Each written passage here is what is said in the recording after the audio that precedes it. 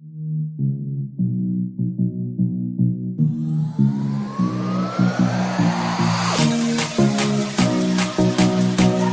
right, everybody, welcome to another episode of the RocketX podcast. I am your host, Victor Rancour. Today, I have a guest on, somebody that's going to be able to help you stay busy year-round and give you some points and tips on how to not only grow your business, but grow it profitably, which is obviously the most important thing. I got Kate Donovan with Camp Digital. Kate, welcome to the show. Yeah, thank you so much for having me. I truly appreciate it. Awesome. Well, the reason I wanted to bring you on is obviously one of the biggest and most important parts of any home service business is marketing, right? And understanding marketing.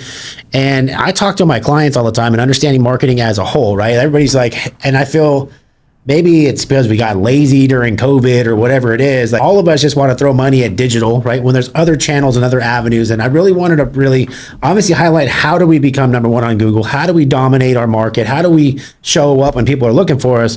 But how can we do things, especially heading into an election year and things like that, that we could really start getting ahead of, right? Because I made a post the other day and I said, well, you guys are all fat and happy, worried about summer. I'm already thinking about October, right? I don't give a shit. Summer's here. I'm going to make money. How do I start planning for October and being ready? So some of those things we want to touch on today. So I'm excited to have your wealth of knowledge. But let's first off, if people don't know you, let's introduce yourself and tell you a little bit about you and where you come from and what you do. No, I appreciate it. Again, thank you so much for having me, Victor. I listen to your podcasts all the time and follow you on social media. So really neat to be here. I really appreciate it. Thank you. I am Katie Donovan, CEO and founder of Camp Digital. We are a privately held, bootstrapped digital marketing company. We actually like to describe ourselves as a technology company that does digital marketing. And we are exclusive to the trades. So that's something that's kind of unique about us. All we do is the trades, and the trades is all we do. So I absolutely love what we do. We are a Google Premier partner, one of only a handful. Those less than 3% of the agencies in the United States can say that. Google Premier partner. So pretty proud of that. Work with Bing, Yelp, Reddit, all the fun stuff out there. And patent holder as well. So we have a couple patents on our technology. And one last thing, and I promise I'll stop talking about Camp, but Camp actually stands for Capacity Aligned Marketing Platform. It's probably one of our biggest differentiators is everything we do ties back to the capacity of a business. You know, you and I were just talking a few minutes ago, and I've never had anybody in my entire career ever call me and say, Katie, I'm taking my wife out for dinner tonight. I had the best click-through day of my life. Like, no, it's our board's full or my board's not full. And so we decided to align our entire technology and our marketing around that. Well, I align my entire life around that, just so you know. I mean, that's Yeah. and I, I've had some tough conversations over the last couple of days, right? And it's like anything else, like, obviously I'm in Dallas and I'm thinking, man, it's Dallas, it's summertime, we're going to be rolling, right? And then guess what? Just like anything else in life, right? Fucking hurricane comes to town, right? And there's always some kind of road bump or something you don't see and something you can't really plan for, and you have to pivot. And I think that that's something we have to talk about, right? How do we stay completely full every day? So like I'm relentless to my call board. Like you don't want to be around me when my call board is light, because I'm not going to be nice, right? Because that's your money. If I don't have a full call board every day, I can't make any money. If my guys have no opportunity, they're not going to work for me. And when I go tell my employees and I go bring these technicians, I say, I'm going to get you calls every single day, and I don't provide that, I've failed, right? So, and that's one of those things that I find when I partner with companies or I meet with them or they hire us. That's one of the first things I notice. It's like if it comes in, it comes in. Or, hey, the board might be full today. Or, hey, that's the best we can do. And I'm like, okay, that's right away we can figure out how to make money. So let's talk a little bit how's Camp, like, how do you do that? Like, I mean, obviously, like everybody says, I want a full board. What are some of the technology behind Camp that's allowing you to actually keep that call board full? I think it's being able to react to the call board, right? I think just the way you described it, the call board's not a one-way street. The call board should not only just be what we react to, but what we proactively act to. So you should be able to plan accordingly. So one of the things our system does is we'll look at, if you're at 70% capacity today and someone like yourself wants to be at 120% any given day, right? But if you're at 70% capacity, do I expand my area that I'm willing to drive out to, right? In real time, do I change an offer? If you're doing any kind of drain business and you add a camera inspection and a 2-hour arrival guarantee, we've seen an 86% lift in your conversion rate by adding that into the offer. But if you're busy, you can't add that in. So the call board shouldn't just be something that we're reacting to. We should be able to be proactive against. So our technology kind of leans into that. It'll look at what your board's at and make all kinds of adjustments and updates. Like I said, offer updates, adding additional services, changing the service area you're advertising in. the contrary is true as well. If you're super full, you're at 95% full, bring your service area in, because I'm not going to be able to take a job an hour and a half away. I don't have the time to drive out there, but I could take another job if it was within 20 minutes. Well, and that's one of those things is people don't realize that I do it, but I'm doing it manually. You know what I mean? So all those are things that, smart operators know to do, right? And, for me, like even the conversation, like, when I'm not busy, right, do I run a free diagnostic? And I've seen that obviously if I'm on Google PPC and I run a free diagnostic, obviously the booking rate goes way up, right? Some people are like, I can't believe you're going to do that. I'm like, I can't believe you're sitting around not doing shit, right? Like, I don't like, get me in front of a customer. That's pretty powerful for that to be able to do that. And that's just like anything else in business, like we're trying to figure out a way to automate everything. Like one less thing for me to do. Like, I had a conversation. I'm about to do AI after hours answering and all these like things. And it's like, man, I'm just trying to figure out a way to obviously cut down human error, which is number one thing, right? If human error is obviously, I love humans, they got to have them, but at the end of the day, they're not robots. They're going to make errors. How do I reduce that? So things like that can streamline your business are vitally important. But yeah, 100%. But how, obviously that's in digital marketing side, as far as, keeping your call board full, but like, sometimes that's just not feasible. Like not every company can just like, hey, turn up my PPC today and I can spend, cause some of these guys, they don't even have like, I had a call with a client the other day and I'm on with the phone and he's like, I'm doing this on PPC. I'm like, what's your booking rate? I'm like, just turn it off. Like, what's the point? You're not going to make any money that way. So some of these guys don't really have that capacity or have the money to do that. Is there any other things that Camp's doing outside of digital, or what are the other things you guys are doing to keep those boards full? Well, first things first, I think what you said is so powerful and shouldn't just be quickly passed by. I had a client call me a couple months ago and he said, Katie, I need more drain calls. And I said, no, you don't. Your cancellation rate for drains is 42%. You don't need more calls. You need to go fix those. Stop paying Google and go fix that issue. I had a guy call me, a CEO of a mid-sized PE group, and he was flexing a little bit. And he said, gosh, if he hears this, I'm in trouble. But he was flexing a little bit. And he said, hey, Katie, I think I'm going to give you $1 million more next year. What are you going to do with that? And I said, I'm going to tell you to keep it. Go buy 2 solid dispatchers and somebody to help train your CSRs, and you'll make more money than giving me $1 million. Hands down. And it's a real thing. Like, obviously, I'm out here right now doing a startup, right? Like Fast Response, it's here for 65 days, right? I got here, they had no employees, no operation, no nothing in place. And today I was one of those days where you don't want to be anywhere fucking near me because I sat in the call center all day, right? And I watch my PPC calls. I watch more than anything. I watch the call tracking metrics. I watch them come in. I get notified when they come in. I get notified if they get booked. Like I watch them like the hawk because I know that's the fastest way to burn money.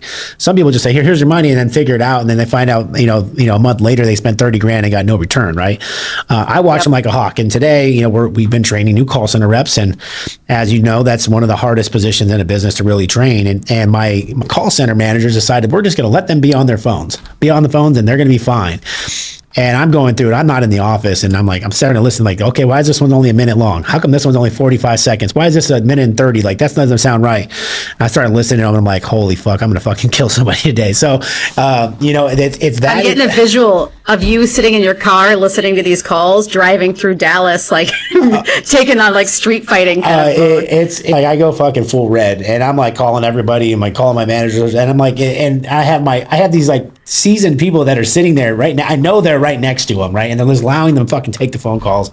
And it's that important. Like, if you can't book the call, don't mark it. If you don't have your call center down, don't spend the money, because at the end of the day, you're never going to get it. Like, even I have, a lot of people like, oh, I don't like doing social media ads. If I run Facebook ads, I don't get any return on them. I said, that's because you don't know how to work the leads, right? Like, we're doing millions upon millions of dollars a month on Facebook ads, but we know how to work the leads. If a lead comes in, it's not like, hey, I'm going to let the CRM respond with a text message and ask them if they want to book. They're getting a text message if you send a Facebook lead with me, within 65 seconds on average, there's someone on the phone calling you. You probably just submitted your form, and all of a sudden it's like, hey, this is Victor with Fast Response. How are you doing today? And we're on top of it like crazy, but our booking rates are way higher than everybody because I'm not going to let those leads go to death. Right. And then the same thing on vice versa, nurturing those leads as well. Just because a lead came in and didn't get booked doesn't mean that we shouldn't be questioning everything. Right. I don't know about most of my clients. I have a call tracker all day long. They have every single call come in. What happened with it? And the manager's going through it, and we're going back and calling every one of them. I'll have my call center manager. If we don't miss a call, they're calling back to verify that there's a reason, like they didn't really want to book. Right. And it just costs too much money per lead. And no one's shopping this category.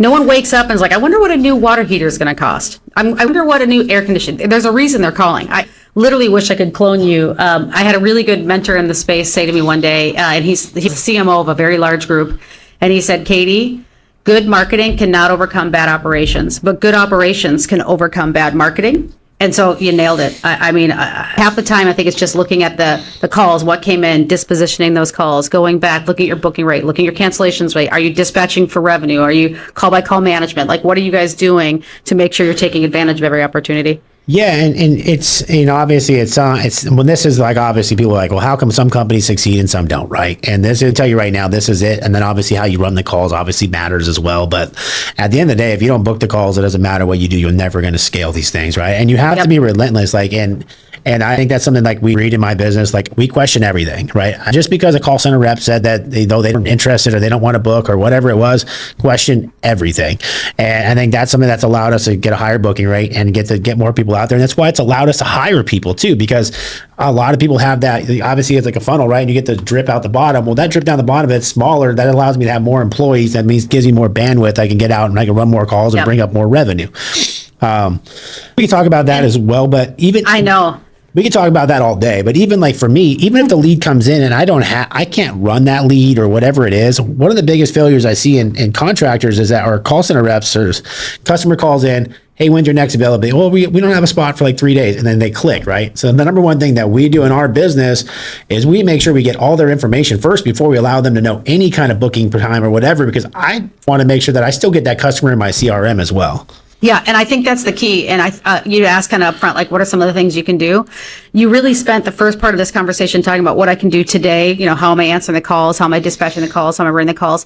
But then there's the what can I do for tomorrow, right? Yeah. And you had said something earlier that I wish everyone would think this way, but you said, hey, you're thinking about today. I'm thinking about October. Right. Yeah. I'm thinking about November. And I think it's going to be really, really important to think about not just what's happening on that call today, which is important, but also how is that going to affect my business in a month, in 3 months, in 6 months, in a year? Because that's really where I think the winners and the losers in the space are going to come out. Well, I talk about, obviously, I'm trying to grow my database, whether they booked me or not. Yep. And keep in mind, obviously I own a call center that does outbound calling. I own a software that does reactivation of your client list, stuff like that. And I know the value of it, right? But keep in mind, like some of you smaller contractors, right? You can't book every call, but you can collect all their data, right? And I tell people we're really a data collection company, right? I want to collect as much data as I can because the more data that I have, the more money I can make. And if I get the customer's data, I can retarget them and remarket them in different a multitude of different ways, right? But that customer, someone calls in today. Air conditioner's broken down. And in Texas, I found out real quick. Cali, I feel like, I don't know, it's a little bit different, but it is speed to driveway. Like these fucking guys, they will call 4 companies and they won't cancel either of them. Whoever gets to the driveway first, and they'll cancel the rest of them, right? And it's the craziest thing I've seen. And obviously, they don't, because a lot of times, a lot of contractors don't show up. So they're like, I'll call a couple of them, and one of them shows up. That's freaking great. But that customer will not remember who that contractor that serviced them was. They won't remember who was out there. They're not that memorable. They probably weren't running good process. They were probably in and out pretty fast. So I take that customer, I never booked them, but I can retarget them in October and I can be able to get them booked for a furnace tune-up. And maybe I get a replacement opportunity, maybe I get a membership, maybe I get something out of it, but now my marketing didn't go to waste. And what you said is true. I made a post on Facebook the other day. I said, everybody's all fat and happy thinking about summer, and all I'm thinking about is October, right? How do I stay busy in October? How do I start taking market share in October? Because I want to be able to recruit. That's recruiting season to me, right? That's the hiring season. That's taking all those other guys. They want to see the grass is greener. Well, hey, I got calls over here. Come on over here. And that's how I'm able to grow while these other guys and we freak out in October and they start laying everybody off and freaking out. But I learned how to retake those customers and reactivate it. And I think you had a really good analogy. What was something with the race cars? Yep. Just talking about the race cars. The gentleman that ran YouTube, who was their global director for YouTube, was telling me last year we were going at a conference, and he said race cars never make the pass in the straightaway. That's where everyone's cruising along. It's always in those turns, right? Where they really make their passes and get to the front of the line. And I think that's where you're going to see the rubber meet the road here for us. It's going to be what happens in this October. And I think this October is going to be particularly challenging. I mean, this October, November, and December, fourth quarter this year is probably going to be one of the most challenging that most of us have been around for. I mean, you have the election coming up, right? So you've got the natural decline because of demand services, because of the shoulder. You've got marketing costs getting higher in all channels because they're saturated with campaign spending. Customer sentiment is at a pretty much all-time low, and almost 1 in 5 Americans right now are maxed out on their credit cards. So you combine these factors with some of the challenges we're seeing and actually just demand for the trades right now. And I think, to your point, this October is going to be, October, November, December, are going to be some of our most challenging times that I think a lot of us have seen in a long time. Well, we got credit declines too. I mean, they got maxed out credit cards, but now they also their credit shot. They can't get approved, and I've had hundreds of thousands in credit decline in the last couple of months, and it's the same problem. I talk to everybody across the board. So if you guys are listening to this, you're not alone. You're not. There's nothing special about your market. There's nothing. It doesn't matter what state you are. Anywhere right now, that's a problem, right? And this is one of the things we have to talk about. Like, we have to figure out, right? And if you guys are really listening to this stuff, like, how do we really dial in our processes? How do we get something, how do we create those customers and get back in front of those customers in October? And obviously, I don't really like to shamelessly plug my stuff, but I know, obviously, we built RP1 based off a need for the industry, right? I've created tens of thousands of tune-up leads and leads over the last couple months. We launched RP1 in February. We've literally generated tens of thousands of leads, right? And I used it to launch my business. I took my existing database. So I came out here to Dallas, right? This business was doing $45,000 a month.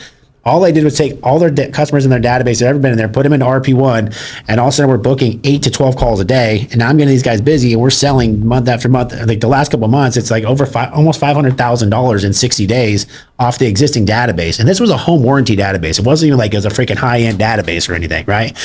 And the reason we're able to do that is not only getting back in front of them, but obviously figuring out a process that works. And I told, I was telling Katie, I'm like, I'm from Southern California. Like, Texas hasn't seen this shit before. Nobody operates in Texas like I do, because I'm used to a 10-month shoulder season.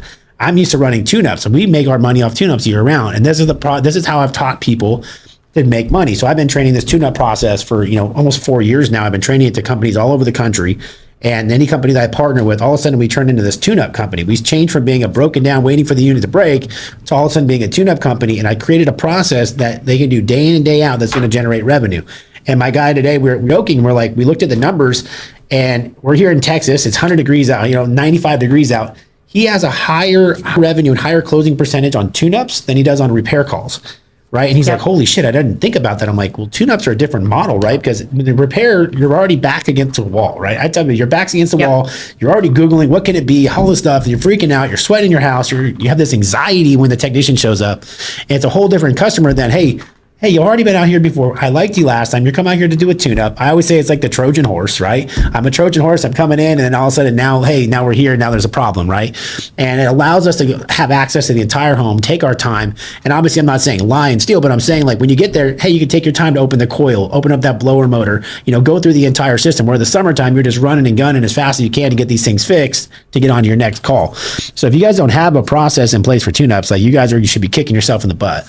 I could not agree more. We talk about that all the time, and that's the market we're going into, right? That's where you're going to see success, because when you come into that situation, it's unforeseen and unplanned most of the time. And trust is one of the biggest indicators in that space for consumers. They want to know they can trust you. If you've been in the house before, if you've got that established relationship, the trust is already there, and they're going to listen and they'll be more inclined. I totally agree with you 100%. And you don't have to plug your products. I'll plug them, because one of the things, I mean that seriously, because one of the things we're telling people, we're a digital marketing company, and I'm talking about somebody else's marketing product, because that's the market we're going into. We've all got to make, I call it marketing operations. Marketing operations has to be on point for this coming quarter that we're going into right now, the third quarter and fourth quarter, because that's where you're going to really see success. That's where you're going to move the needle. You can survive just by doing what you're currently doing and getting by and spending more in PPC and spending more in LSA and leaning into SEO. But where you're really going to start to make the incremental lift to your business is going to be that marketing operations, your outbound calling, your lead nurturing, your how you're running the calls for revenue, those tune-ups, your membership clubs. All of that's going to be, I think, where the incremental lifts are going to occur in third and fourth quarter. No, 100%. And not even just that, right? Obviously, you have your current customers, right? You have your digital marketing. But I've had a conversation, a couple podcasts, I think it was ago, with Josh Kelly, and we were talking about is that everybody's gotten so fucking lazy, especially on the private equity side, and all these guys, all they do is just throw more money at shit. And one of the first things that I did when we got into Dallas, I said, how do we get more hand-to-hand combat? How do we get into our community? How do we get involved? And one of my friends, Sarah, she's she's amazing, right? She worked at Service Champions North. We're both Service Champions kids. I'm from the South, she's from the North. We won't both like to say ours is better. But, talking to her, that's her whole job at Service Champions. And how do we do guerrilla marketing? How do I get out in my community? How do I become part of that little league or that baseball team? Or, hey, maybe how do I go, do a giveaway at a library or whatever it is, and really try to figure out a way to get involved, right? And I said, when was the last time you went around and you had a conversation with someone that runs an HOA, right? One of the things that we did in Arizona is we started doing coffee and donuts for the 85 or the 55 and older communities. So we go to the communities every Saturday, we eat coffee and donuts, bring the coffee and donuts in, and then we made a flat rate price for that entire community. If you need a new system, you only pay this much from us, doesn't matter who you are in the community, right? Things like that where you can really get hand to hand and really create a relationship, getting out to trade shows, all those things that I think a lot of us forgot about, or BNI groups. And people are like, I don't want to spend the money. It doesn't have to be the owner, right? Some of you guys are not the best at communicating and getting out there. Maybe you're too busy. You can hire somebody that's outgoing, that's bubbly, that really believes in your company, can talk about you, be your big cheerleader, and go out to do that. Because I know when I first started, like for me, like that's all I had no money. I started with 10 grand. I had to grow this business. I grew it literally grassroots, right? I always talk about one of the first marketing things I did is I went to my buddy that owned a pizza shop and I said, hey, how much would you charge me to put a flyer on every single pizza box? He's like, well, $200 for the month. I'm like, okay. He's like, well, you got to come put them on. So I sat there, me and my kids would sit there with glue sticks and gluing these fucking things on every single pizza box, right? Well, that created a community because now he only delivers pizzas in this small area, right? And they already know him as the pizza guy. Now the pizza guy is partnering with the HVAC guy, and we call them the pizza box flyer or the pizza box mail tune-ups. And we started selling those things like crazy because we brought the community together, right? And these are little things that you can do where it doesn't cost you money, right? It doesn't cost you money to go meet the HOA person. It doesn't cost you money. You're the small guy. Go to the real estate agent down the road and say, hey, I'm Victor with Fast Response Heating and Air. I would love to be your go-to person for all of your new home inspections or whatever it is. Get your stickers out there. Do the things that people don't want to do, especially the private equity people. They're just not going to do it. They're going to do the bare minimum. They're going to spend as much money as they possibly can, and they're going to hope and pray that works. But they forgot that company was probably built off a community. Yeah. Well, first you dropped two solid names there. Josh and Sarah are both amazing. So whatever they said, I agree with hands down, just because I wouldn't dare not. But I'll tell you, one of the best return on investment campaigns I ever saw was during COVID. A guy named Anthony Williams, Brandon Williams from Anthony's Plumbing down in Arizona. When toilet paper was all the rage, like no one could get toilet paper, he went and got a huge thing of toilet paper, individually wrapped the toilet paper rolls, and brought them to people's houses and just put his flyer on top. Yeah. It was genius because everybody grabbed the toilet paper roll and everyone looked at who brought, the toilet paper fairy was that brought the toilet paper to his house. He had one of the best return on investments. It's that whole building relationship, building trust. For us, it's really, we always kind of build our entire system around three things. It's can I trust you? How much and how fast. Those are the things we always try and answer for the customers in the space because that's what they're looking for. Well, and the other thing I talk to my coaching clients a lot, and one of the things, like a lot of business is made through those Facebook community groups too. Yeah. And those are free groups, right? You can even get on the Nextdoor app, but I get in the Facebook community groups. I get in the mom groups. I'll have my employees, right? So my employees' wives, if they're sitting at home, I will pay them to go into those groups and post about us and do things like that to generate leads. And if they generate leads, I'm like, hey, your husband gets to work closer to home too. But I pay him $25 for every lead that they would generate in those groups. But one of the things that I would do is I would go into all the local community groups, and every month, and I still do this, and you guys can do it as well. Every month I would go in, and I don't ever go in and sell. I just go in and give them a tip. Right. And right now heading into October, so the end of September, I'm going to run a promo in every one of those groups and say, hey, if you're watching this video, September is the best time to change your air filter. Summer's coming to an end. If you don't know how to change it or don't know your size, I'll send one of my technicians out to do it. If you do know your size, all you do is fill out information and fill out this form, and my team will reach out and we'll send you a free filter. Right. And we'll actually send them a free filter to anybody that's in our community. Well, now they're giving me name, email, phone number, and address and all this stuff. And they're giving me all this stuff, and I'm sending their filters. Right. And then the second I get on as soon as they filled out that form, I said, hey, this is Victor with Fast Response.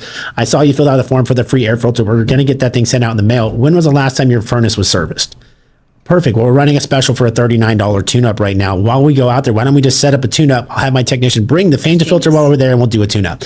And I just put it out there. We'll do it for free in our community. And I'm telling you, this is how we started getting crazy amount of leads for free and dominating it. And you circle back to COVID, I actually went into my community and I put on there, everybody in my community, whoever wants a free filter, I'll deliver it. And I literally, because I had no employees in my business, like we did 5 million in 2019, or no, 2019, when we were first year in business, we did 5 million. All of a sudden, I have all these employees, and all of a sudden, COVID hits, and I had no employees left.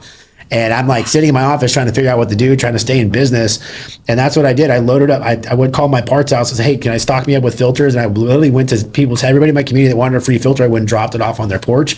But I created this whole community, and everybody started remembering, hey, that's the guy that hooked us up during COVID. He came around all the house. I got all the I got the videos of me in a mask and delivering filters and stuff. But I did it myself because I was trying to survive, but I didn't think about what is going to happen, a snowball effect. Over time, people I became the go-to person in the community. Yeah, no, and I think that's so important. Again, that's that factor for sure. I think you got to do those things to build that up. So, and those outbound campaigns, to your point, building that culture, I think are tremendous. And people, to your point, people don't want to do that work, and the PEs aren't going to. It's a great way to beat that guerrilla marketing, that ground game. Yeah, and we will obviously with RP1 and Rocket. So we have Rocket Bookings, which is the actual call center. We will dial and call, and we will guarantee you, if you pay, we set it in packages. If we want $250 calls a month, we'll guarantee you. The flat rate will guarantee you 250. If we get you more, that's great. If we don't get you 250, we won't charge you for the next month, right? And we have so much confidence in that because we use that combines RP1 and outbound calling. And what we found is that most people, they say the outbound, but their outbounding team really isn't any good, right? They're just like, here, call this list. Well, they're using a one by one dialer, and then the person usually they're calling, they just hang up before anybody answers anyways. So we built entire software with an auto dialer. We hold of almost 10 times more people per day with one person than you probably could with your whole staff. Just amount of contact. We listen to thousands. Yeah, and we listen to thousands of calls, Victor. And I'll tell you the biggest thing, we can tell when people have been outbounding because it demoralizes them. Well, you can get that through a service. It changes the entire method of the CSRs because now their job is to give the best service on that call that comes in and treat that call with 100%. Like that's my primary focus. If they just did 200 calls outbound and got hung up 199 times, is that really the person you want taking that inbound call? Well, I also said it's a different person. An inbound call center rep is a completely different person than an outbound shark, right? And it's taking a person that's used to fishing all day and freaking telling them to go hunting, right? Now you got to go hunting.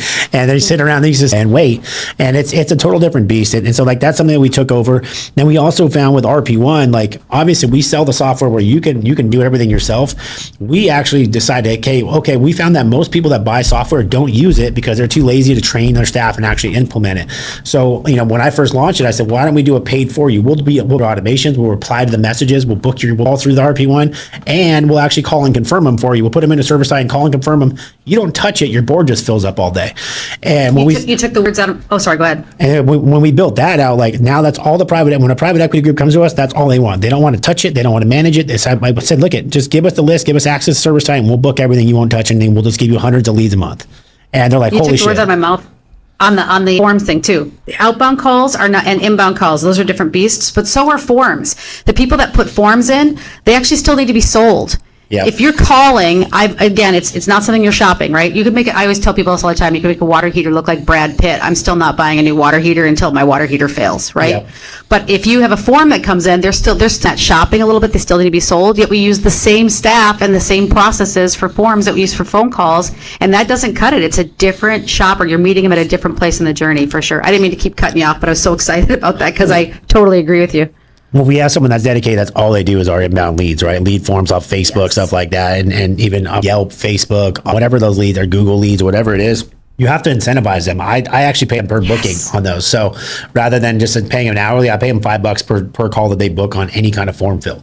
And the reason we do that is because we want to motivate them to do it, but we know that they have to be motivated because that person is on the other end. They have to be, like you said, they have to be resold. And Facebook's one of the hardest ones, right? That's our Facebook booking rate is probably double everybody else's because we have someone that's all they do all day is that's their lead aggregator. That's all they do is handle those leads all day long. They don't answer inbounds. They don't do anything else. That's all they do is focus on those leads. And that's something we see a dramatic increase of booking percent. That's like I said, everyone's like, how are you building this business so fast? I said, I don't let a fucking lead go out the door. I look at every lead like it's my money and I opt. And if I don't get my money back, I'm gonna be fucking pissed.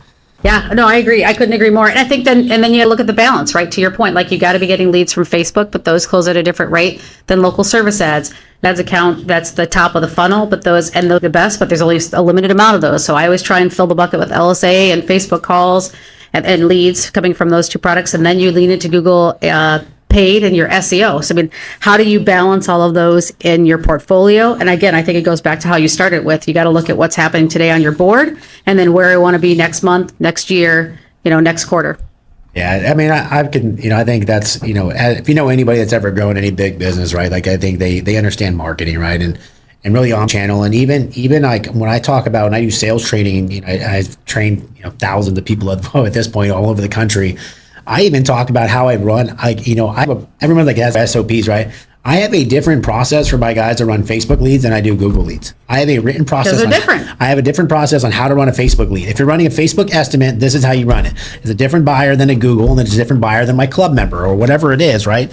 And so many people, they think that every, one size fits all. And you really have to get granular within your business to really start figuring out how to win. And I say, that was my background. I'm in sales. And you said you had to understand your enemy before you can win, right? And if you guys are going at everybody, you're trying to fight everybody the same way, you're going to, you might run into a jiu-jitsu guy, but this guy's a fucking striker and he's going to pop you in the face, right? And if you go in a fight with a striker and you try to go fucking dive at him, he pops you in the face, you're screwed. So you just got to really think about how you're going about who you're against. And this comes down to training too. Like obviously you can go out and get training and obviously I provide a lot of we have our online training platform through Apex, but for me, like I'm a relentless trainer. Like if you go like this morning, I've made my guys breakfast and we went through an hour and a half long training today, right? And how to present options, how to overcome those objections. We went through all the things that we're having struggles with. And I use, I don't know if you know much about Zero, but I use Zero and really identify. So I took Zero and I put my entire my blueprint process in there, my call process. They analyze it. So my guys go in and listens and see where they're failing at. And then I analyze which part of that failure, right? Where are they failing at right now? We took it, the group's failing at this point here. That's what we train on that day. So I'm not just trying to train on the same thing all the time. I look what we suck at, and then I train on that. And just like anything else, I always say people like, if someone comes in and they talk about, have an air scrubber rep, and we talk about air scrubbers, magically they sell air scrubbers that day. If I have a rep come in, or we come in and we start talking about memberships, magically memberships go up. So really taking those key KPIs that you're failing at, and then really attacking those in your training every single day. Yeah, that's that passing in the curve we were talking about, right? That's where those incremental lifts are going to come from. And that's what's going to separate the winners and the losers, I think, to this quarter is, are you getting the leads in? Are you getting them in based off what you need on the board? And then are you making the most of every opportunity down to your booking rate, to your run rate, to your average ticket? I mean, all of those things have to be spot on, and using the tools. You and I didn't spend a lot of time talking about AI, but there's a lot of AI tools. You just mentioned like 3 or 4 of them in the last few minutes here. Every one of those are going to make a game-changing difference. Sam Altman, who is the CEO of ChatGPT, I was just listening to a podcast he'd done about 5 months ago where he talks about the fact that the first $1 billion company is out there. First one man or one person $1 billion company is in existence right now. And it's because they can lean into these AI tools and really make a difference. You find one of those little niches, like you said, talk about membership. You guys didn't mention that. Now I'm going to mention it today. I'm going to sell 5 memberships.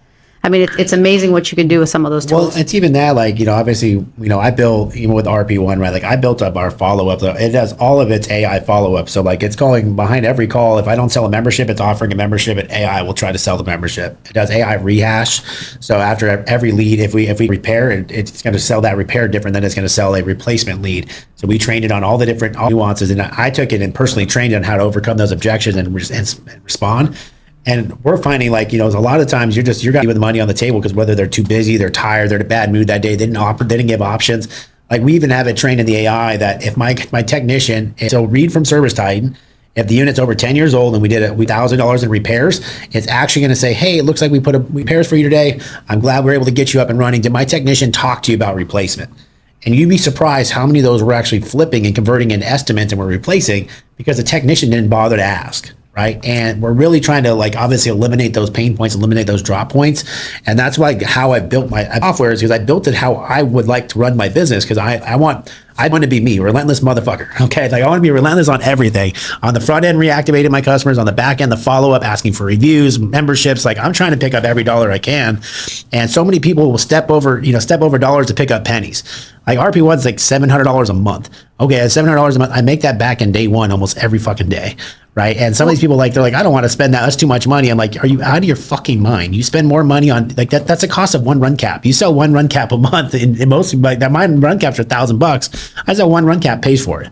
And, like, some people, like, they think so ass backwards. It doesn't make sense to me.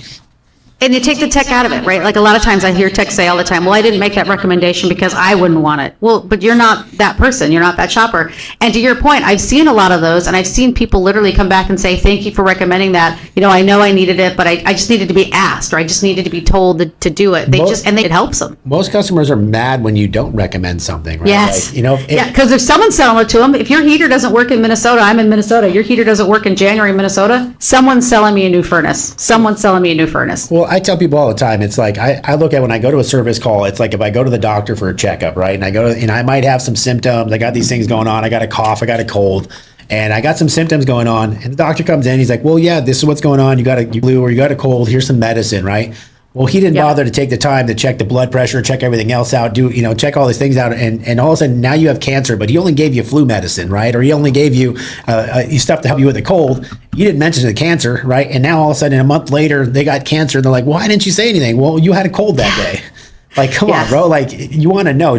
I always say, don't shoot the messenger. My job is to educate and show the customer what's going on and give them recommendations. And if the rec want to move forward with, perfect. If they don't, no problem. At least I let you know you can't be mad at me later. Right. And I think that 10 people appreciate it. They really do. And ultimately, the business we're in, that's the business that we're in. It's solving problems for people. And that doesn't mean just the problems today. It means the problems they're going to have in a month from now or in a year from now. These guys don't understand. I used to do oil changes for $6 an hour. And the only way to be out of the oil pit was to recommend shit and sell shit. And I'm like, man, you guys, some of these technicians and these sales guys, they get paid stupid amounts of money just by recommending something. And I'm like, you can make $300 by recommending one part, dude. I used to make that my whole freaking paycheck working, 60 hours a day selling oil change shit, And it's like, if you really look at the opportunity, and obviously I think that's something that I think the newer generation is a little bit different than the older generation. Like we're really forward thinking. And I think that's what, my audience or the people that are around me, that they get excited because they're like me, man. Like none of us want to do this for 20 years. I just don't. I want to own these businesses for 20, 25 years and hand it down. All of us want to grow these things fast, get the hell out and go chill on a beach somewhere.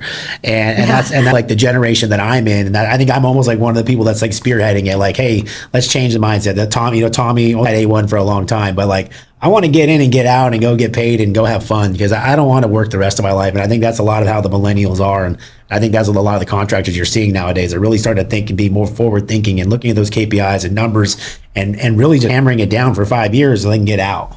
Yeah, and I think that's where you got to have all those striking the same way and everything firing the same way, right? You've got to have your marketing lined up. You've got to have your operations lined up, from the call center to the sales in the truck to dispatch. Everything's got to be lined up and firing on all cylinders in order to get this thing sold in 5 years, if that's what you want to do.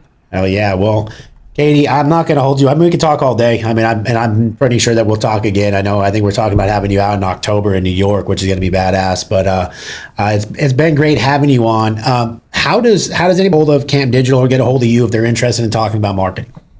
Well, I appreciate that. So Camp Digital, you can look us up online, campdigital.com. Otherwise, you can reach out to me directly, Katie at campdigital.com, Katie at campdigital.com. I'm happy to take any emails or anything anybody needs. And Victor, I really do hope we get a chance to talk again soon, because I literally just on this podcast loved everything you said and learn every single time I talk to you. I really do appreciate it. Awesome. It was great having you on. Thank you guys again for listening and tuning in. Obviously, I don't do any advertisement on this show. I don't take any ads, but I do request that you guys share, like, comment, try to get more people to listen to the podcast. The more people that listen to it, the more motivates me to want to keep doing it. And I enjoy it. My number one thing, though, is always try to find something, even if it's one thing you can take out of this, you can implement right away, right? And it's not all about trying to implement 100 things at a time. Take one thing from this episode and go implement that tomorrow. And that's going to mean more to me than anything else. So thank you guys for tuning in. Thanks again, Katie, for joining me. Thank you. Have a great night. See ya.